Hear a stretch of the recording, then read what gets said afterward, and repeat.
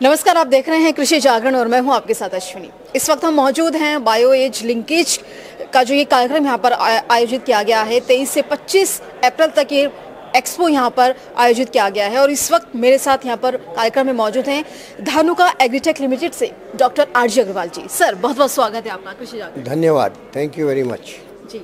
तो सर, ये जो इवेंट ऑर्गेनाइज किया गया है बायोलॉजिकल मतलब ऑर्गेनिक फार्मिंग, सस्टेनेबल फार्मिंग को लेकर यहाँ पे बातचीत की जा रही है।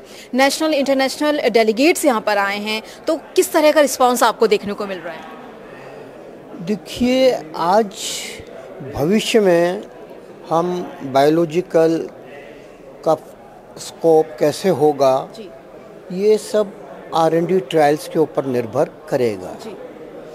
आज केमिकल्स को हम ख़त्म नहीं कर सकते बायोलॉजिकल से। मैंने कल स्टेज से भी ये बात रखी थी। आज हमें दोनों में कंसोलिडेशन करना पड़ेगा। जहाँ केमिकल्स को यूज़ करना पड़ेगा तो उसके साथ बायोलॉजिकल्स को भी करना पड़ेगा और दोनों को अगर हम लेके चलेंगे जहाँ जिसकी ज़रूरत है तो सस्टेनेबिलिटी एग्रीकल्चर की होगी। और हम सस्टेनेबिलिटी सिर्फ ऑर्गेनिक्स या बायो पे चलाना चाहें तो शायद संभव नहीं है और आज विश्व के किसी भी देश में ऐसा नहीं है। यूरोप ने डिसीजन लिया था कि हम 50% पेस्टिसाइड कम करेंगे और उनके फार्मर्स ने घेराव किया। 3 दिन में उन्होंने फैसला वापस ले लिया। श्रीलंका का क्या हाल हुआ 3 साल पहले वो सबके सामने है। तो इसलिए हमको दोनों को अल्टरनेट जैसी ज़रूरत है वो साइंटिस्ट लोग डिसाइड करके फैसला कर सकते हैं कि कौन सा प्रोडक्ट कहाँ ज़्यादा अच्छी तरीके से कामयाब होगा। सर, हमारे देश में जितने भी किसान हैं उनके बीच में जागरूकता की बहुत कमी है। इन्फॉर्मेशन आज भी उन लोगों के पास इतनी प्रॉपर नहीं है, तो उन्हें जैविक खेती की तरफ या बायोलॉजिकल की तरफ कैसे मतलब उन्हें जागरूक करना चाहिए? क्या मेथड होना चाहिए? देखिए, आज जैसे साइबर क्राइम्स बहुत बढ़े तो सरकार ने caller tune, TV add, newspaper ad सब कुछ शुरू किया। तो ये तो आज सरकार का काम है कि किसानों को जागृत करने के लिए एक तरफ सरकार एग्रीकल्चर पे फोकस करना चाहती है, लेकिन किसानों को जागरण के लिए या किसानों के एजुकेशन के लिए कुछ देखने को नज़र नहीं आता।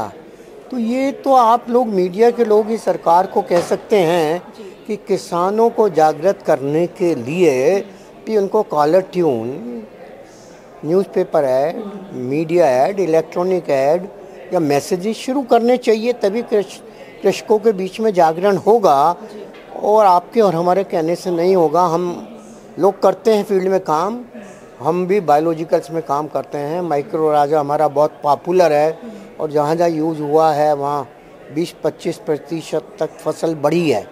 लेकिन 14 करोड़ फार्मर जिस देश में 6.5 लाख गांव में रहते हों तो वहाँ अकेले किसी के लिए भी बहुत मुश्किल है पहुँचना।